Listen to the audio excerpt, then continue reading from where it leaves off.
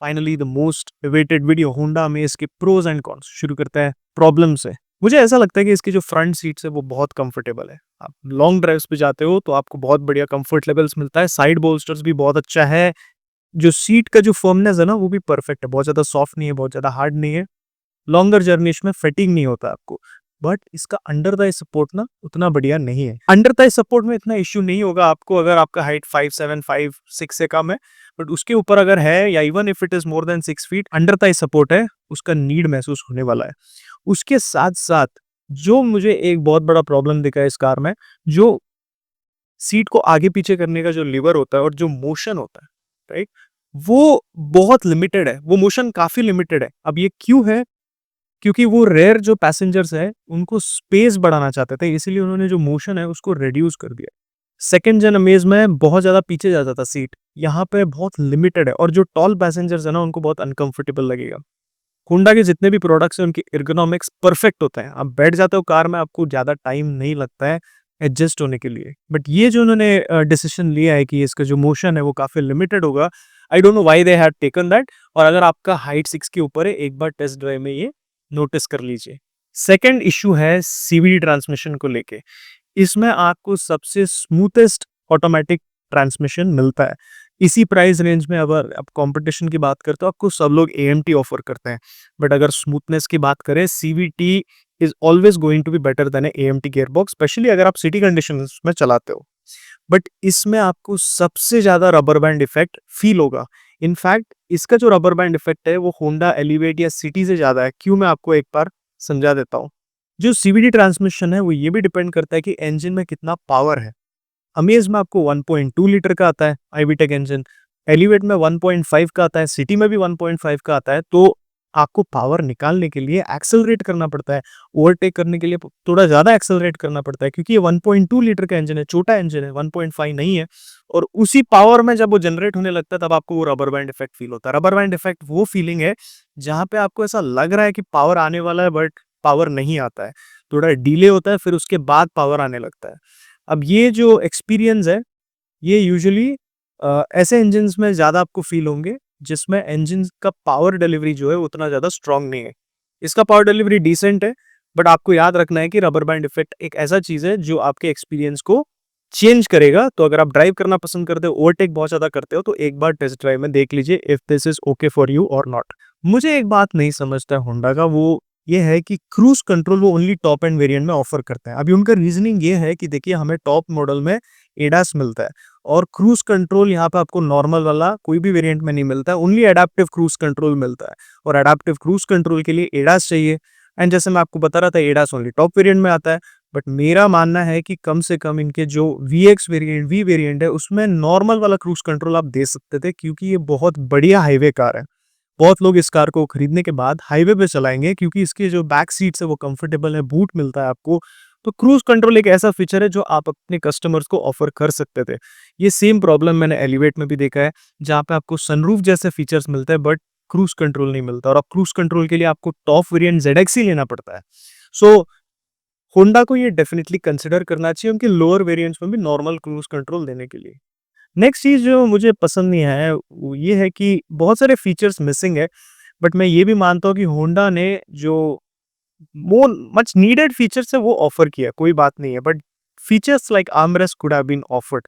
जैसे आर्मरेस्ट आपको top variant में भी नहीं मिलता है, और आर्मरेस्ट के लिए आपको एक्सेसरी लेना पड़ता है। मैं समझता हूँ कि चलो आप एक्सेसरी जैसे इसको ऑफर कर रहे हो, but why not include that in the car in the first place? क्यों आपको एक्स्ट्रा पैसा देके एक्सेसरी के नाम पे लेना पड़ रहा है? ठीक है, जो कार में भी टॉप वेरिएंट लेते हैं वो अफोर्ड कर पाएंगे एक्सेसरी के नाम पे। बट अगर आप इसको इंक्लूड करते हैं आपके कार में, तो आपको एक फीलिंग जो है वो चेंज हो जाता है। क्योंकि मैं खुद टॉप वेरिएंट चला रहा था और मुझे वो फीलिंग आ रहा था कि हाँ, आर्मरेस्ट मिसिंग है इस पे। So I think this is something जो वो इंक्लूड कर सकते थे विद द कार। जब मैं आर्मरेस्ट की बात कर रहा हूँ, let's talk about comfort. Rear passengers के लिए आपको हेडरेस्ट मिलता है, और ये हेडरेस्ट जो है वो काफी डिफरेंट है। शेप की बात करें अगर आप इसको सेकेंड जन से कंपेयर करते हो, काफी बड़े हैं, बट ये फिक्स्ड हेडरेस्ट है। और आज के टाइम में सब लोग आपको एडजस्टेबल हेडरेस्ट ऑफर कर रहे हैं सेफ्टी के नाम पे भी। आप डिजायर देख लो, यहाँ पे भी आपको एडजस्टेबल हेडरेस्ट मिलता है। तो एडजस्टेबल हेडरेस्ट जो है कंफर्ट को भी बढ़ाता है और विप्लैश में भी आपको हेल्प करता है। पीछे सीट्स में आपको फिक्स्ड हेडरेस्ट मिलता है, सो ये होंडा को थोड़ा चेंज करना चाहिए था, क्योंकि वो पुराने अमेज़ में भी इवन टॉप वेरिएंट में आपको फिक्स्ड हेडरेस्ट ही ऑफ़र करते थे। आई वाज़ एक्सपेक्टिंग कि थर्ड जेन में वो कम से कम एडजस्टेबल ऑफ़र करेंगे, but that's not the case. अभी हम माइलेज की बात करते हैं। देखिए, अगर आप ऑटोमैटिक वेरिएंट लेते हो ना, इनका जो सीवीटी है वो काफ़ी सेंसिटिव है थ्रॉटल इनपुट्स के लिए। अगर आप माइलेज की बात करते हो, अगर आप बहुत ज़्यादा एक्सेलरेट करते हो, बहुत ज़्यादा आरपीएम वेरी होता है, तो आपको उतना माइलेज नहीं मिलेगा इस कार में। अगर आप सिटी कंडीशंस में कोई भी सीवीटी ट्रांसमिशन का कार चलाते हो, यहाँ पे आरपीएम बहुत ज़्यादा वेरी होता है, क्योंकि आपको एक्सेलरेट करना पड़ता है, फिर ब्रेक लगाना पड़ता है, फिर वहाँ पे रुकना पड़ता है, फिर अगर आप एक्सेलरेट करते हो, तो वहाँ पे आरपीएम का वेरिएशन बहुत ज़्यादा होता है। तो इसकी वजह से सिटी में सीवीटी का माइलेज उतना बढ़िया नहीं रहता है। लोग यूजुअली सीवीटी सिटी में चलाने के लिए लेते हैं, बट यहाँ पे आपको माइलेज उतना बढ़िया नहीं मिलता है। रियल वर्ल्ड कंडीशंस में सिटी में आपको सिंगल डिजिट ही मिलेगा इसके ऑटोमेटिक ट्रांसमिशन में। जो मैनुअल है उसमें आपको 1 या 2 किलोमीटर एक्स्ट्रा मिल सकता है। अब बात ये है कि फॉर बोथ ट्रांसमिशंस इसका जो माइलेज है वो सेगमेंट लीडिंग नहीं है। स्पेशली आप जैसे डिजायर को कंपेयर करते हो या इवन टिगोर को कंपेयर करते हो, इसका जो माइलेज है is going to be relatively lower. But आपको याद रखना है कि ये कार 4 सिलेंडर इंजन के साथ आता है।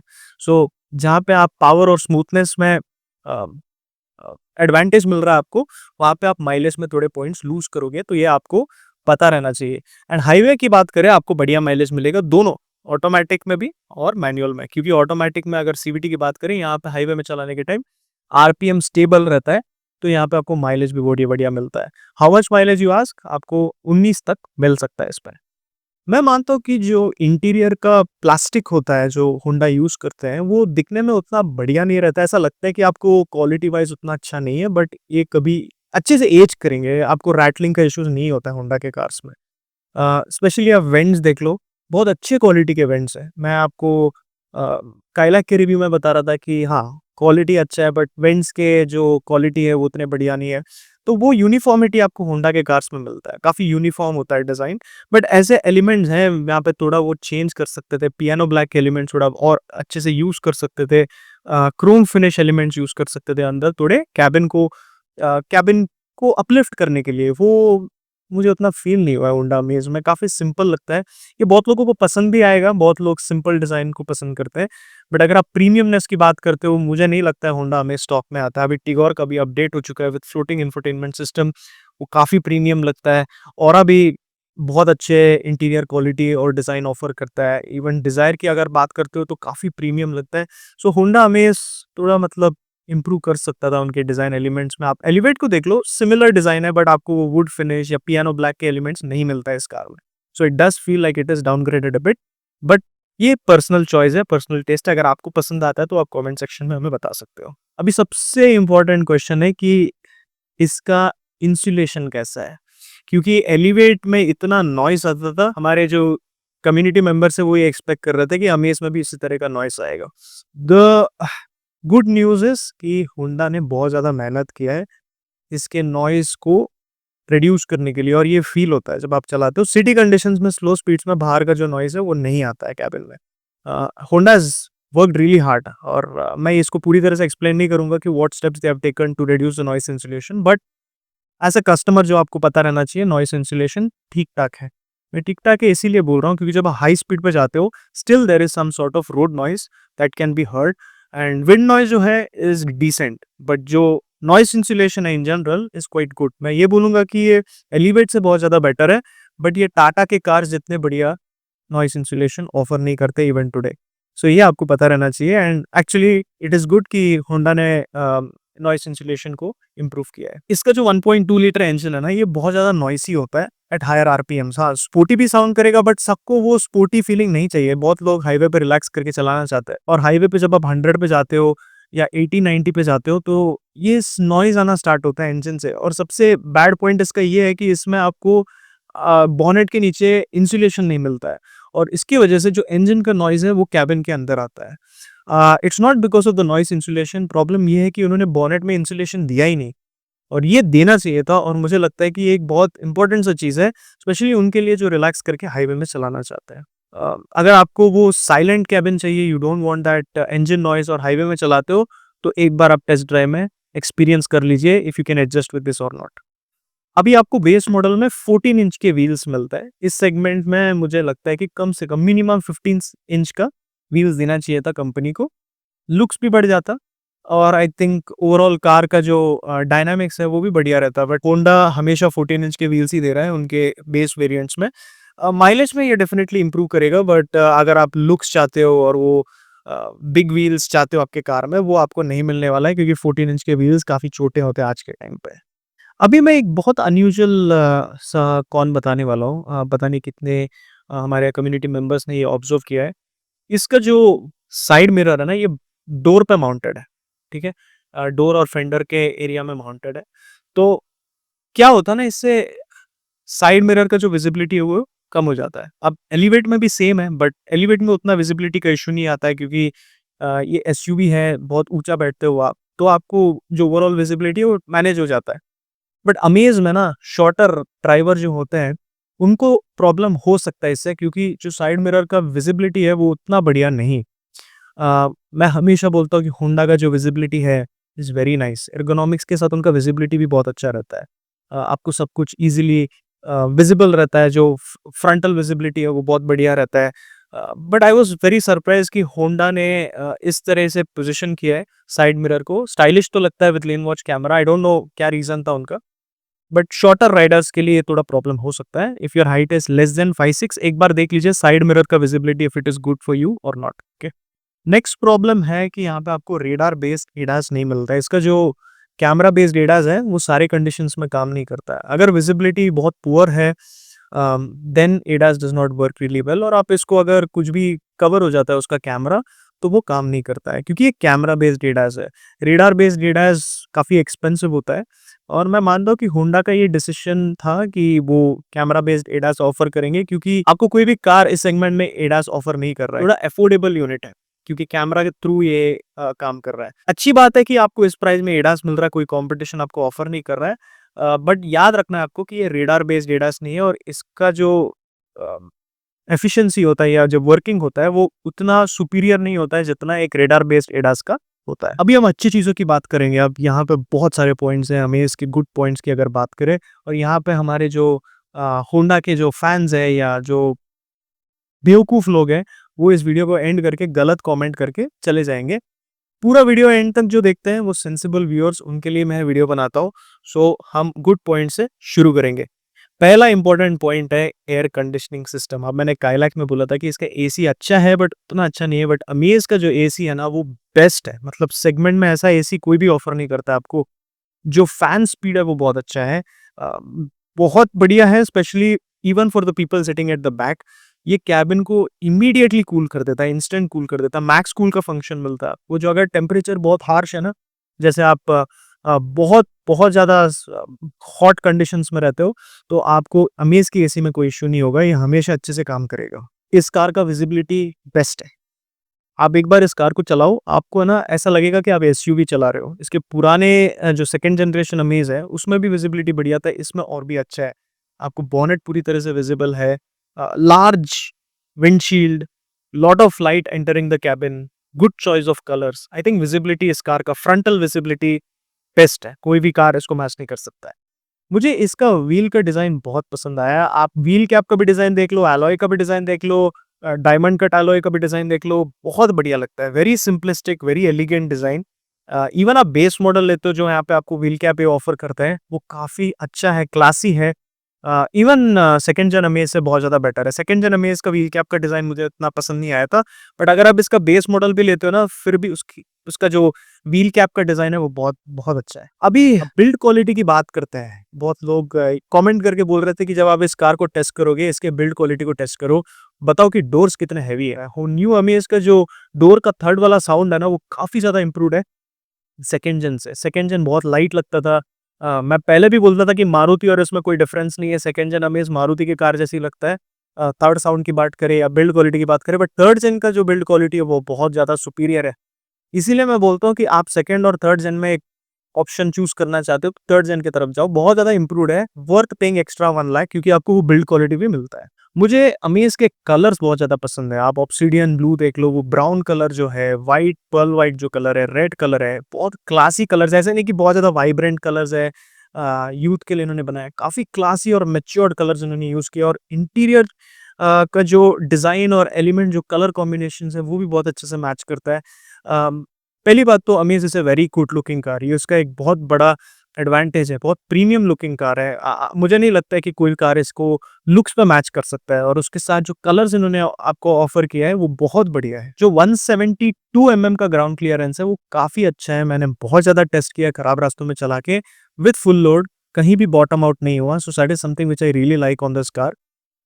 सो अगर आप ग्राउंड क्लियरेंस को लेके आपको मतलब टेंशन रहता है ना कि नहीं मुझे एसयूवी लेना है, ग्राउंड क्लियरेंस कोई प्रॉब्लम नहीं है, मैनेज कर सकते हो इसमें आप। लेन वॉच का कैमरा बहुत बढ़िया है। I was also seeing few other reviews जहाँ पे वो बोल रहे थे कि लेन वॉच का कैमरा अच्छा नहीं है। I don't think so, lane watch का कैमरा इज़ डिसेंट। मैं मानता हूँ कि रेयर कैमरा जो होता है, रेयर कैमरा वो अच्छा होना चाहिए। लेन वॉच कैमरा इज़ फाइन क्योंकि वो आपको जस्ट रेफरेंस के लिए बता रहा है कि कोई आ रहा है लेफ्ट साइड पे या राइट साइड पे। So I am completely okay with the lane watch camera quality and ये बहुत ही अच्छा फीचर है जो होंडा ने ऑफर किया है। नेक्स्ट बहुत बड़ा एडवांटेज है इसका स्टीयरिंग।